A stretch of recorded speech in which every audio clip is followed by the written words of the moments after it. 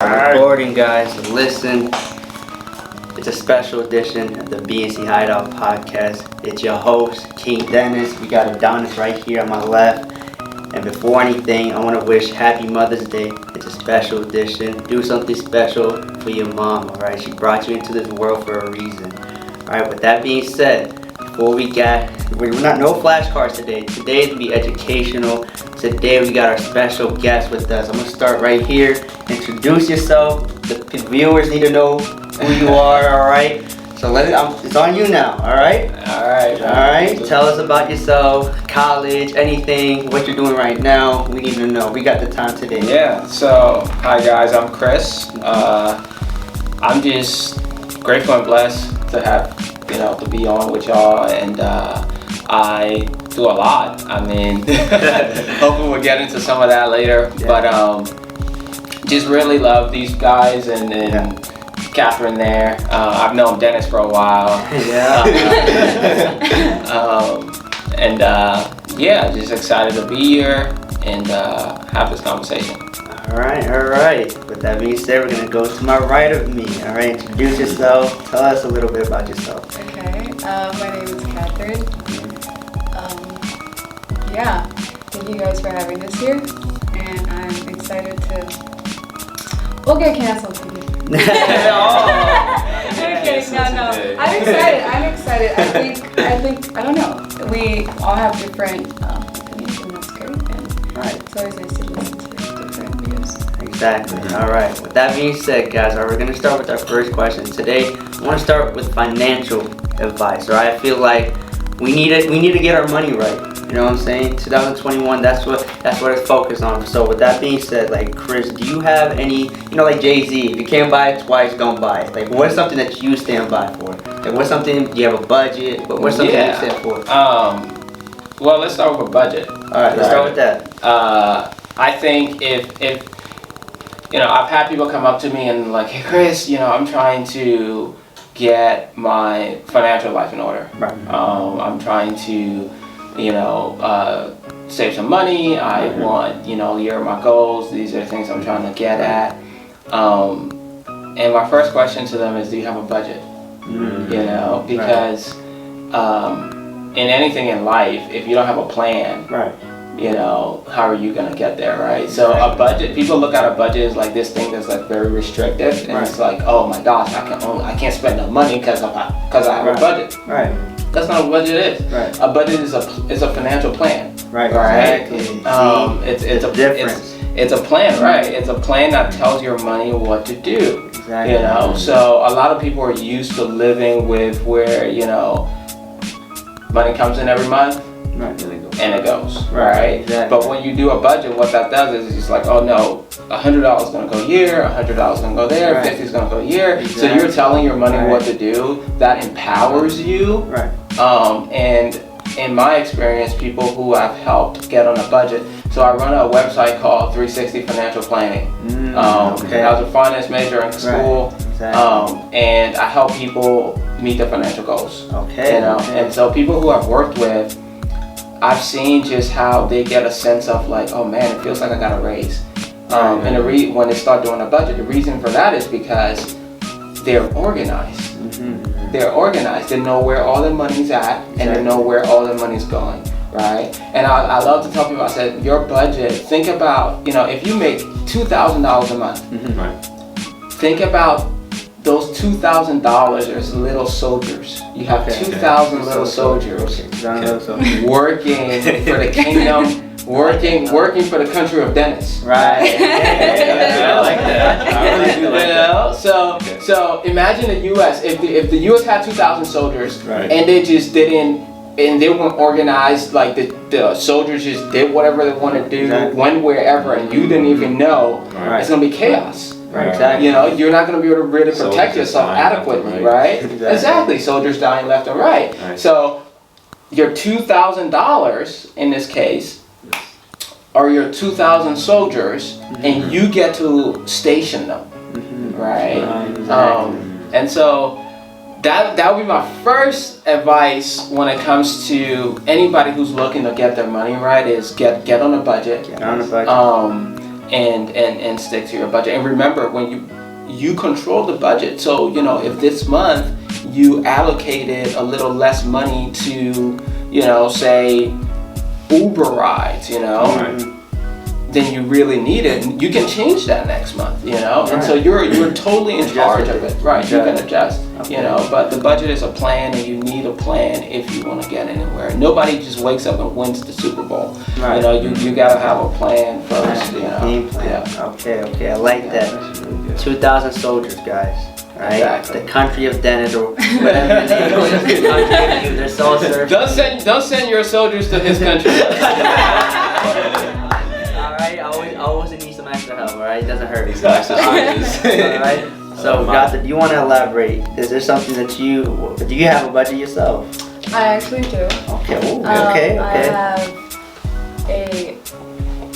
you could say yearly budget. Okay, that's good. Any type of budget. But I also like to have a monthly, weekly, and even daily budget.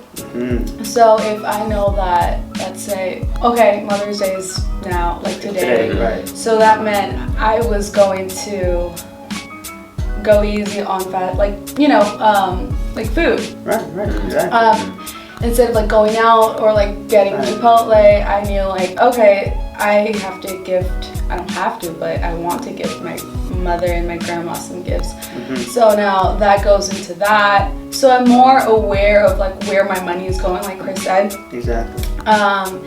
And yeah, so I even know when I have a daily, and why do I have a daily budget? I don't really necessarily have to spend every single day. It's more of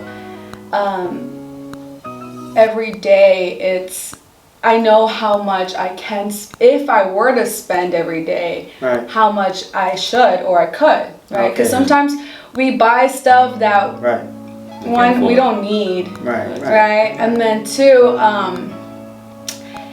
we just buy unnecessary things, and then things that in another way we can use it better, you know, like long-term goals, or I want to buy so-and-so, I want to purchase a house or get a car or stuff like that. Instead of doing all of that, you could just, like, you know, jewelry, we like just shoes. Like I don't have anything with shoes, clothes. It's actually cool, but it does add up. Like I used to go to Target every single day, every single day, and when I just look at it, or like even Starbucks, like coffee, you know, little things add up Fast food every day. Fast food every day, yep. $10 every day.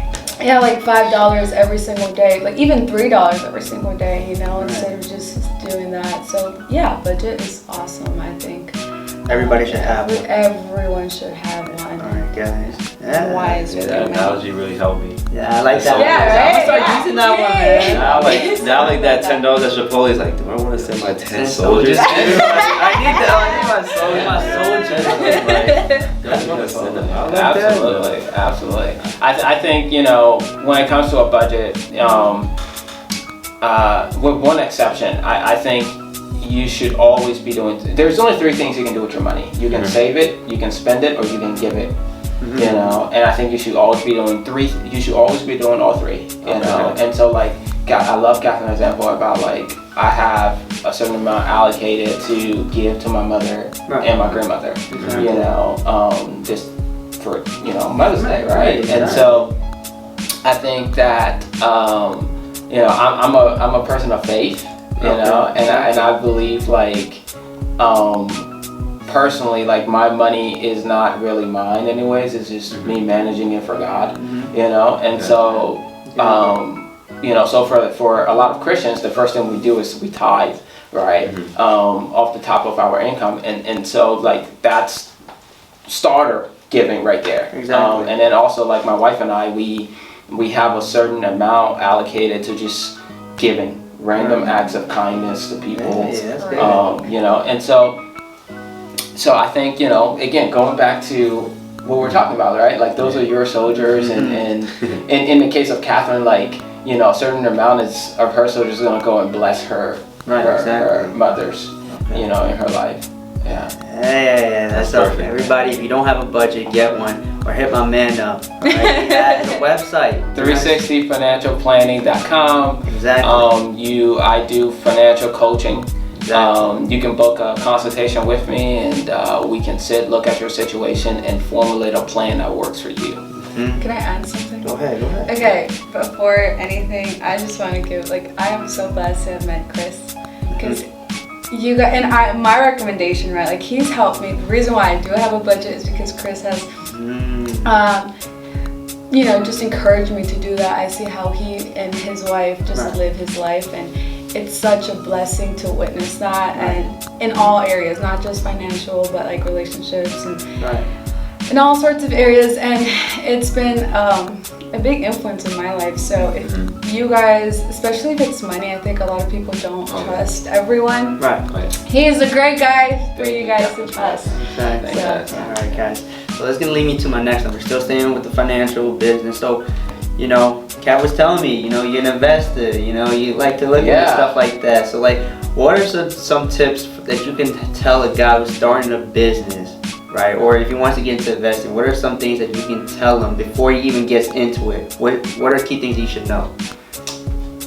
That you had to learn the hard way. Yeah, so when it comes to, I'll start with investing, and then that will lead into business. Okay. So, but they're kind of interconnected, because when you're investing something, you're really investing in a business. Right.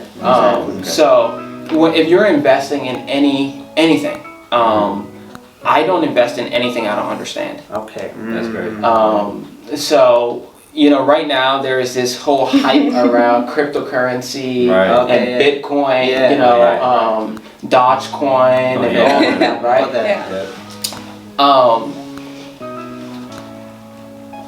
I'm a huge finance guy. I love finance. I study finance. I do this. This is your field. Right.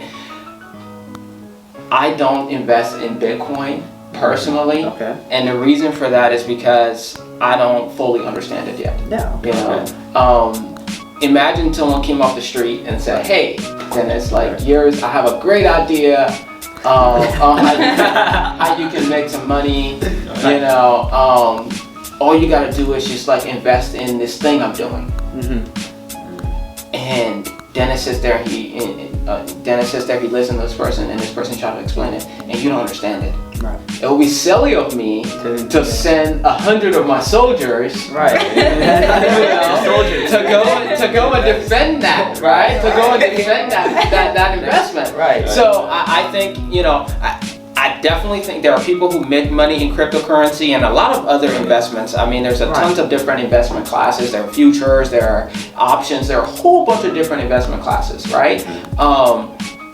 And there are people that make money in there. But for your average citizen who doesn't know how financial markets work, who don't know how to do risk analysis, who don't know who these big players are who are actually investing into a lot of these different investments, and what their financial strategy is, or investment strategy rather is, you can't just ride a wave that you see people riding, right?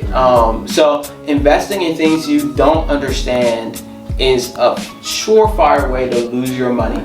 I recommend people who are interested in investing to sit down with an investment professional, to get someone in a corner who can actually teach you how to invest, how all of it works. Not someone who's going to do it for you, right? But someone who's going to teach you and say, "Oh, here's how this works. Here are different options," and then you can choose to put your money in it or not after you've understood the different investments. Okay. How about going into business? Going into business. So going into business.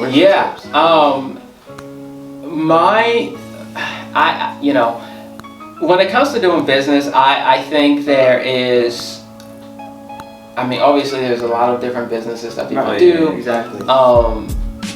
In a way, we are all in business. We're all in business, and you may not be running a business, or you may not own a business, but you're in the business of yourself. Right? And the number one thing that that I have learned when it comes to being in business is you are working with people, right? And one of my mentors told me, he said, business is easy. The day-to-day part of business and the actual, I gotta do X, Y, Z is easy. The hard part of business is people. Dealing with people. I wouldn't use the word dealing, but working with people is the hard part of business, right? And so what has helped me is really being able to work well with others.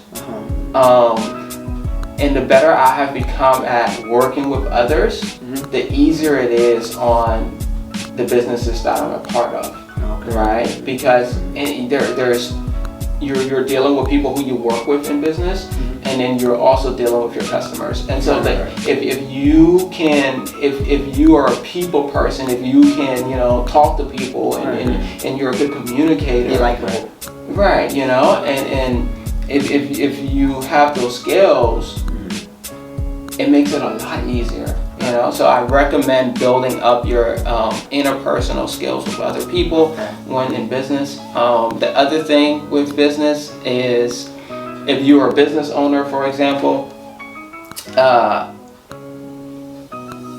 like to think that the success of, and your business is only as successful as how you operate,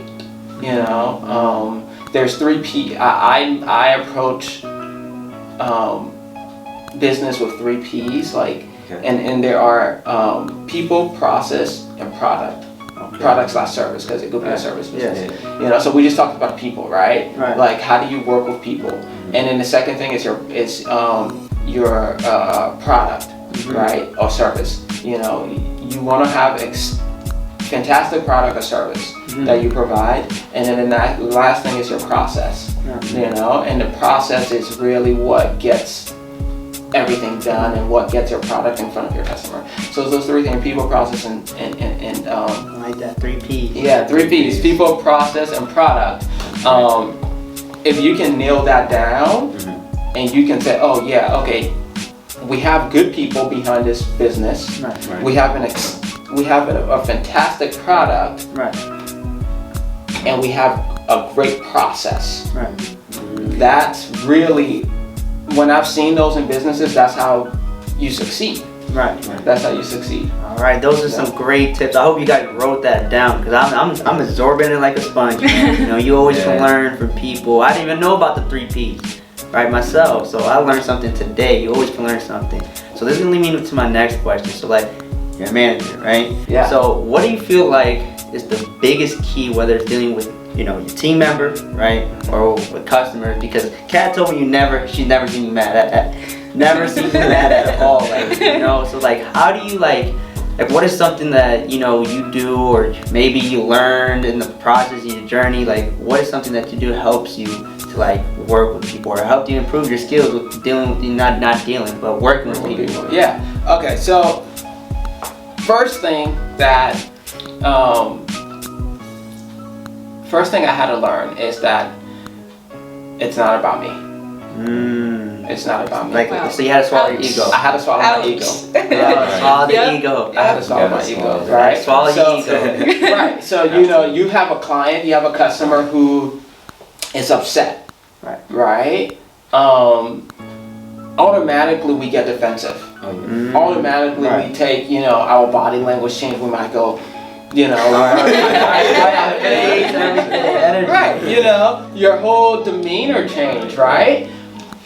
And that's really ego, because in this moment, this customer who's upset, we think it's about us. We think it's a personal attack on us, but really, it doesn't have anything to do with us. We're just the person that this customer can talk to about their problem, right? It doesn't have anything to do with us, right? Or better yet, let me say, it doesn't have anything to do with who we are, and we get defensive and upset because we feel like it's an attack on us, right? And so that's one thing that if you can swallow your pride, like Evan was saying, and you know, so like, oh wait, it doesn't have to do with me. Now I can come at this. Now I can come at this from a different perspective. Instead of coming at it with anger and being combative. I can say, oh, okay, let me listen. Right? And that's the second thing is listening. Be a good listener. Be a good listener. You know, listen. Because a lot of times people just want to know that they're heard. Right. You know, a lot of times people want to know they're heard, and a lot of times they want you to acknowledge the problem, and you can acknowledge it if you come from it defensive, and if you are listening. You know, that's good. I like that. Was some fire stuff right there, man. Dropping nuggets on the podcast, dropping the gems, and everything. How about you, Kat? What's something maybe Chris taught you? Yeah, I mean, I remember when I started, when I was working with him, I would just see, you know, just have the most biggest smile on his face, and even if he knew a customer was coming in like ready to and keeping his cool. I think sometimes we can start off with like, okay, you're not gonna, you know, do that. But after, so, you know, we've had customers where they're just one after the other, and it's just like, whoa, and it gets to you sometimes. It's like, and I've always come to him like, how do you not stress? Like, he's so calm and and so one thing that he has taught me is just keep, you know, my pride, like what he has mentioned.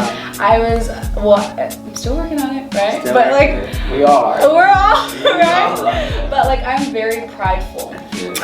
I can say I used to be way much like, it was just a lot.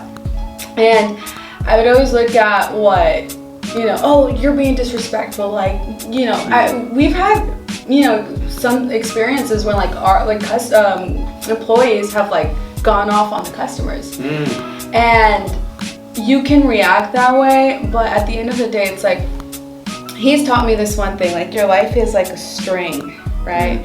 And that one person comes in and it's just like that bit of string. And are you really going to ruin your day, ruin your peace, ruin your like attitude for that one person? And then 5 years from now, you're not going to remember that person. Exactly. You know, so why would you give them the authority, or why would you allow them to ruin your peace now? You know, like he's and something that like stuns in my head all the time is, you know, no one gets you mad, right? Like, you allow them to get you mad. You give them that permission. Give them a chance, right? And so now, like no one, you know, so now it's like an example, you know, my brother, right? Steven.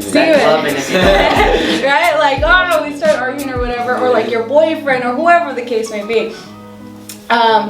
There is just I've applied this in my life, and sometimes it's like, okay, there is a problem, and because there is a problem, there is a solution.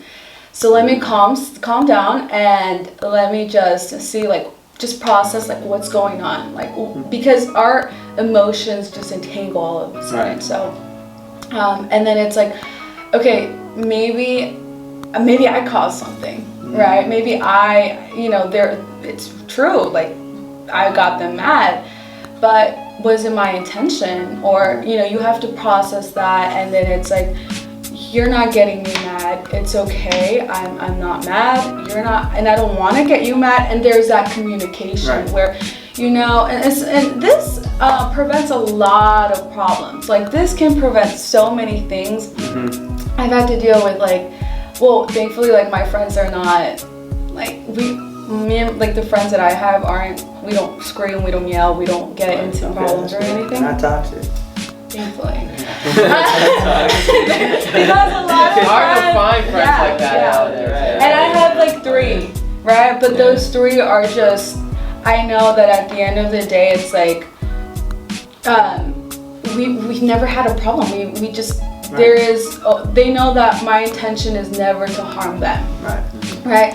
And so, or other people, you can see where even with your parents, like, don't we all get like frustrated when they just like go off on us and you're just, you know, it sometimes it's like, okay, let me shut up.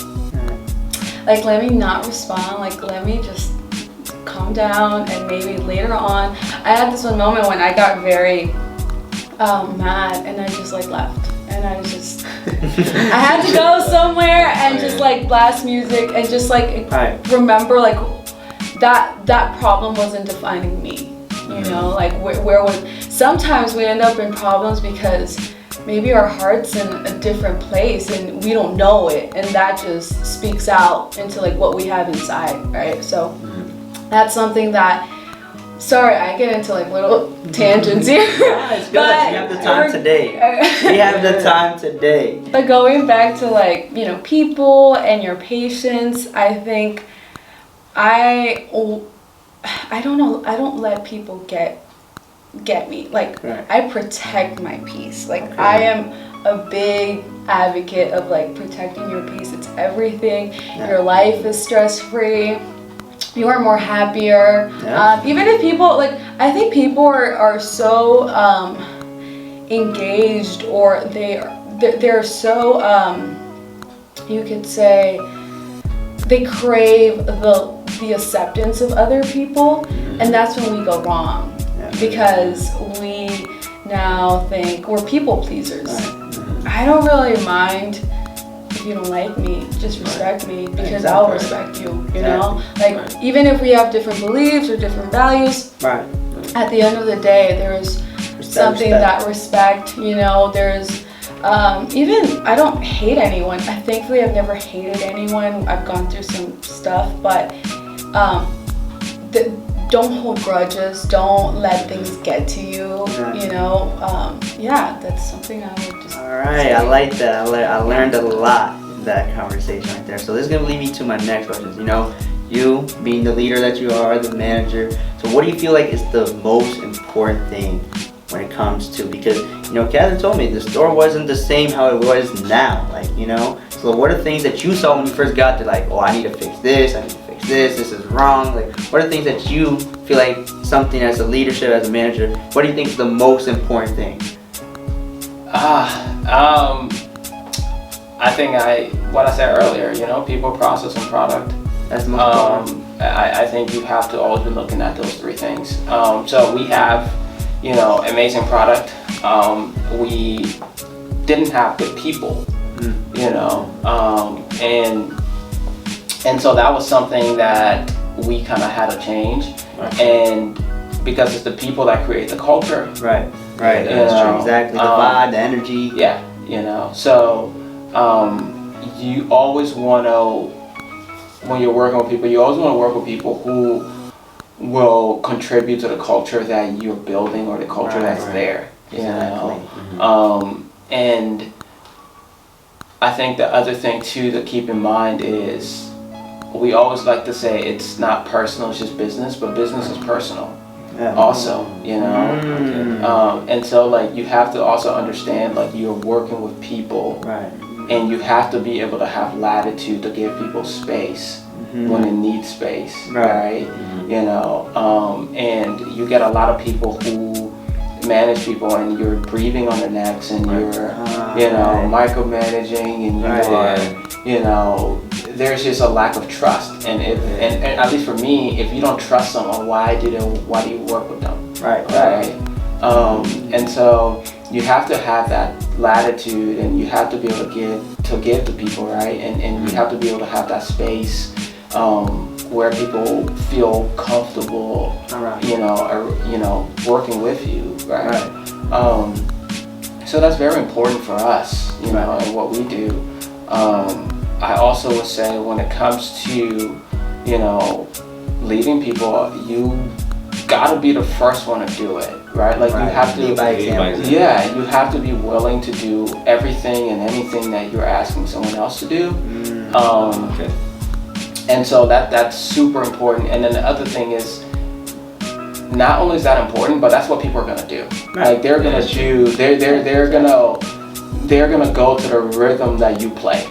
You know, they're gonna play. So Alright guys, so listen, we just got some great nuggets from financial. And now, my man Chris is a married man. And I need some help, bro. I want to become a married man one day. Me too. I want that. No, I don't. That's what we're going to talk about. I need your help, alright? Because listen, this is the thing. So like, for you, right? How long were you with your now wife before you actually decided to make it official? Like, you got in the knee, you got her the ring. How long were you with her? Like, do you feel like there's a time period? Do you not believe there's a time pyramid? Or do you feel like some guys need to get their money right, career right, before they get into that? Like, what did you do? Okay. It's a good question. So, for me, we dated for about a year and a half before we got engaged. Okay. However, I went into the relationship with her knowing, and even if it wasn't her, at that time in my life when I first met her, I was in a place where I was looking for a partner. I was looking for someone to do life with. Right. And so for me, it was a very serious thing. Right. In that I knew that if I was going to get in any relationship with anybody, there had to be the prospect. It had to be with prospects of potentially marriage. Just because I wasn't interested in wasting my time or their time. I think, depending on, at least for me, at that time, to date without the intention of getting married is like, it's like going to a grocery store with no money. You're gonna leave empty-handed. Nothing. What are we doing here? Yeah, you're gonna leave empty-handed. And so we dated for a year and a half. We actually dated long distance. She, I live here in Maryland, and she at the time was graduating. When I first met her, she had a semester left of school in Texas, and then she graduated and moved to Portland, Oregon. And so we dated long distance, 3,000 miles apart for a year and a half. We got engaged. We continued to be long distance through our engagement. Okay. And then we got married about 6 months after we got engaged. So in total, from the time we met to getting engaged to getting married, about 2 years. I don't believe that there is any time period that is like set in stone of like, oh, year is the ideal. I do think that you want to make sure that you learn and understand the other person. Okay. Make sure that you're in it for the right reasons. And I think for us, we were really able to know we were in it for the right reasons, just because we were long distance, and I wasn't gonna do a long distance relationship if it wasn't for real, right? Right. It's not wasting time here. Yeah, so a lot of people can't do it. It's commitment. It is. And so I say to a lot of young guys who are seriously looking to meet somebody and are serious about getting married and finding a partner and getting in a relationship and maybe starting a family one day, my first thing to them would be, I'll say this to them first: clean your room. Clean your room. Clean your room, man. Clean your room. And let me break that down and what I mean by that. So I think a lot of times we hide behind so many things, and when I say clean your room, if you can't get yourself, what I mean by that is like get yourself in order. You was talking about getting my finances and my career in order. Yeah, I think you should to a certain extent. I don't think you need to go out and be making six figures and anything like that. But I think you need to have a plan, right? Because understand, like, your commitment to this woman, you are pledging yourself to her, in sickness and in health and death do us part, right?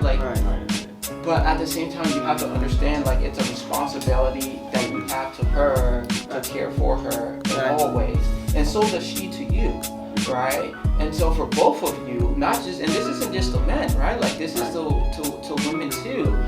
You have a responsibility to this other person right? And so when I say clean your room, I'm talking about really cleaning not just the physical stuff, like, do I have a job, right. Or am I working on a career, or am I already in a career? It's also, are there some emotional baggage and some emotional things that are dirtying up my room? Right? Like, you need to clean that up too, right? Because if you still have the girl you dated in 9th grade, still affecting your emotions and your mental, that baggage is still there, and guess what's going to happen? You're going to take it on, right? And so when I say clean your room, I'm talking about just everything. Yeah, like really taking an inventory of like, oh wow, like, okay, what is the mess that I have in my life right now? And is this going to be conducive to this relationship I want to get into, right? The other thing I would encourage people to do, and something that I did was, and this might sound weird for a lot of people because I know we live in a culture where it's like, oh yeah, I had that special feeling. I met this girl and I had that special feeling, or I met this boy and I had that special feeling, and like it just felt right and there was sparks. What the heck do you mean? What does that even mean? Right? What does that mean? What special feeling? Like, it's true though. It's true. What special feeling? What sparks? Because excuse me, like if you're I mean, I don't even want to get into it, but like, what are you doing? We're at the table of chilling. Today, we have to hear it. We can't lie. All right. So I had that special feeling. Right. Now, guys, I have had special feelings about so many women. Right. I bet women also have special feelings about a lot of guys. Right. But that's the thing where like you have to be careful about just because I meet somebody, right, and I have, feelings towards this person, and I think there's a connection here or a spark or whatever it may be, doesn't mean that this is a healthy thing to step into. Right. You see what I'm saying? Some of the biggest sign of maturity isn't the fact that we have a lot of grown-up people. We have a lot of children in grown-up bodies. Exactly. Yeah. You see what I'm saying? And so just because you're old enough to do something or step into something doesn't mean you should. And the true show of maturity is being able to have restraint and say, oh no, I am not in the place, discipline, I'm not in the place to step into this, right? Exactly. And knowing whether you're in the place to step into this, go back to what we're talking about with cleaning your room, right? Like taking that inventory, right? And so for me, I went through a period where I was, just tired of just like purposely and aimlessly dating. Right. And I was really looking for something real. I was looking for someone that I can do life with, that I can build a future with and build a family with. So the first thing I had to do was own it. Was own the fact like, oh yeah, this is what I want, and not being ashamed of it. Right. Because a lot of like, oh, that's lame or whatever. And that's cool if you're lame, right? That just tells me like, you're not the person for me. But anyways, that's the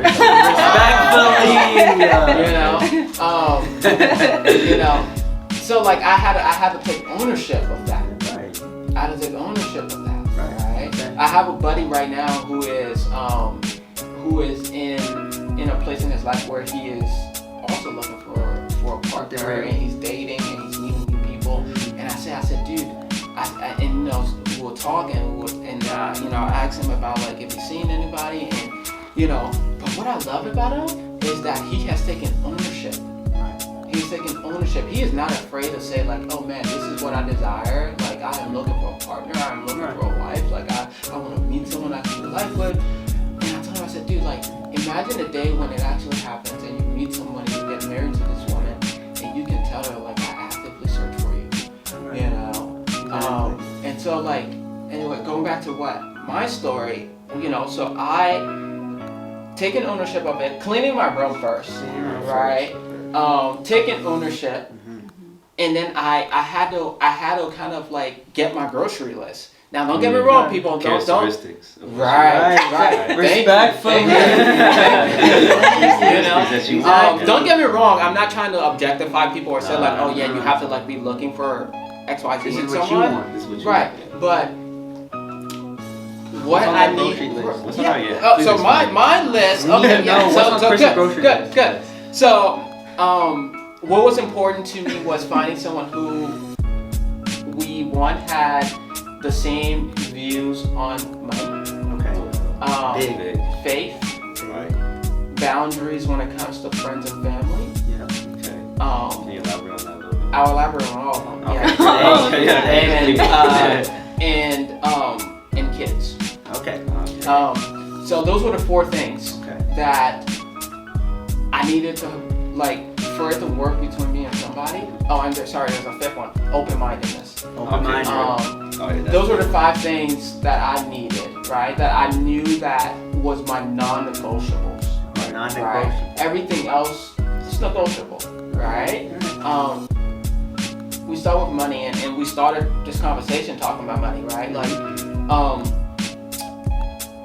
there's a stat that I read a couple years back that said like half of the divorces in the United States, financial reasons, right?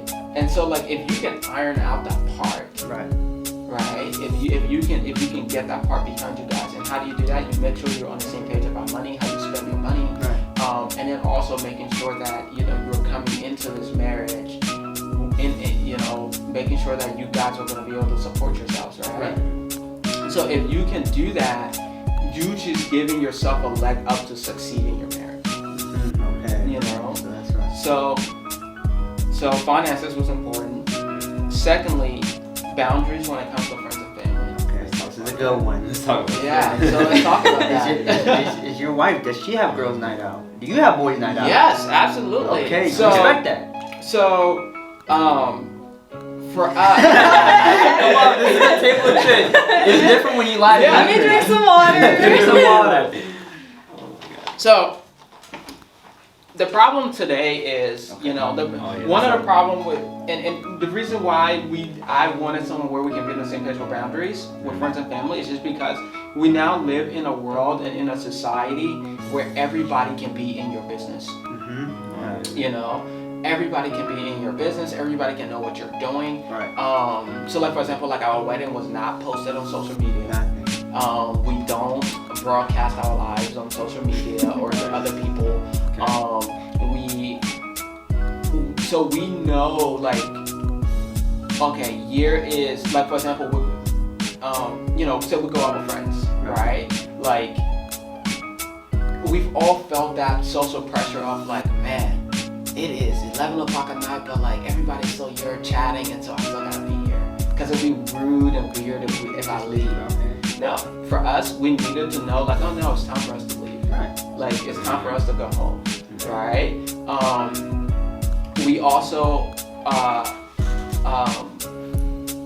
so anyways, just question. Yes. Like you don't let anyone in your you don't tell people anything about your relationship in general, is that what? Yeah, so we don't share about our relationship what we don't agree to share together, right? So like even being here today and anything I share about our relationship, she's okay with, right? Because we've had this conversation, right? There you go. And so,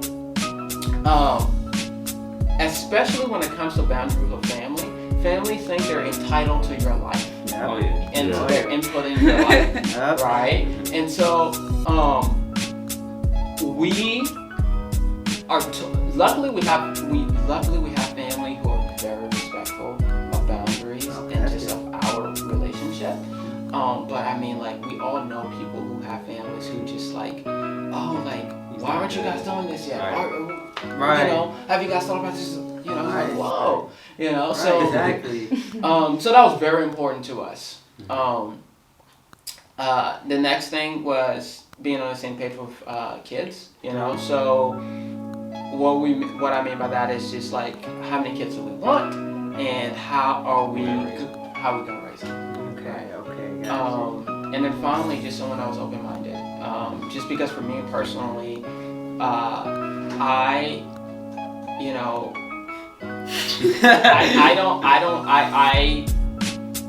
have my beliefs and values, right? And I am willing to adjust if given enough evidence, and facts and truths, And so like I wanted someone who was open-minded because if you're closed-minded, there's no room for growth, And so that was my list, man, and that was my grocery list, right? And like that list, man. Thank you, And so, I met my wife Emily, and she, amazing woman. And yeah, so I would just say like anybody who is looking to get in a relationship, know what your values are, right? Know what it is your values are. Know what your non-negotiables are. Own them, be true to them, and be very honest and communicative about it with whoever you meet and whoever you're dating. But yeah, I just think that relationships in general, man, you guys don't know, like it's tough. But I think a lot of the toughness is self-imposed and self-inflicted. That is true. Well, that's gonna lead to my next question. Yeah. So, being the married man you are, right? Being the married man you are. So, like, how did you know, or how did you meet your future wife now, right? How did you know? Because it's summer, hot girl summer, all that stuff. But like, he doesn't know what that is. Oh, he has no social media. Oh, okay. Well, there's a trend. A lot of females say hot girl summer is like, you're getting yourself together, stuff like that. But what we see is they're doing the opposite. They're partying. They're going out, stuff like that. But like, that's how females think because of the, I feel like, music inflicts on it. So how did you know this is my woman? This is like, this is it. Yeah, well, I'll start by saying guys do the same thing, right? Like Right. guys will party too, and Exactly. guys will, I think you have to know who you are, right? Like, here's the thing. Once you find yourself. Yeah, like, it goes back to cleaning your room. Part of cleaning your room, you get to discover who you are in that space. You see what I'm saying? But you can't, if you don't clean your room, you're not really going to be able to see clearly enough because there's just too much clutter to know who you are. And the problem is we leave our room dirty and then we go out in the world and so many other people throw things in it, right? So like knowing who you are, there is nothing inherently wrong with a woman or a man that parties a lot, right? I just know for me, that wouldn't work with me, right? And so there's nothing wrong with it. And it goes back to what I was saying about my list, right? Like I know my values, I know what it is that I'm looking for, and those are right. And that's and I will go after, and I will also be attracted to women who show similar values that I hold, right? And so like I have friends who they are very outgoing, they're very extroverted, they party a lot, they're in a relationship with each other, and it works well. Okay. So like what I'm trying to get at is I don't think there's anything wrong with I party a lot. Okay. I just think that you have to know who you are, what you're about. You attract what you are. And you attract what you are, right? That's good. So yeah, I think but again, it starts with knowing who you are, knowing what you're about, knowing what you stand for, right? And you attract that, and then also understanding that there is billions of people out in the world. Right. I personally don't believe in like soulmates and there's this one person out there for you. Right. I love my wife. I also think that if I had not married her, I could have met another woman who would have worked just as well for me. Right? And so again, it goes back to like knowing yourself. Me. Right. Okay, gotcha. I like that, man. I'm learning so much today. So this is another thing. So like, what do you believe a guy should, like, you know what I'm saying? Like, whether you're saying clean the room, right? So, like, I feel like, when do you feel like it's a perfect time to start dating? Because I feel like some guys rush into dating, you know? Like, they don't have their life, like I said, they don't have to clean their room every day. So, like. So, that's a great question. I was actually thinking about, my wife and I was having a conversation a couple of days ago, and it led me to think about my longest relationship before her. How long was that? How long was that? 3.5 years maybe. That's pretty lengthy right there. And I remember, and so I started to think back to that relationship. And I remember just how, like, Chris sitting here now, I can just lay out all of the wrongs and all of the wrongs and all of the flaws and all of the things that I did wrong and et cetera and et cetera and et cetera. And I think back to the girl that I dated, right, to my ex, and she was an amazing person. She is an amazing person. And I started to think about just how, like, what would I say? I've been seeing her in years, but I started to think back to, like, what would I say to her if I were to meet her again in the streets one day? Something, right? Just ran into her. Right, ran into her, right? And that relationship was part of what led me to being the man that I am now, right? And so, like, I started to think of just, like, how,